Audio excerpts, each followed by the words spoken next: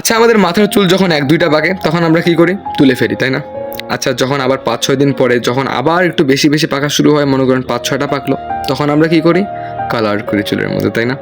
আচ্ছা, কিছুদিন পরে যখন আবার সবগুলো চুল পাকতে শুরু করে, তখন কী করি আমরা? হাল ছেড়ে দিই, ধুর আর কত কালার করে, কালার করলে তো 7 দিন পরে আবার যেই লাউ সেই কদু হয়ে যাবে, এত কালার করে লাভটা কি?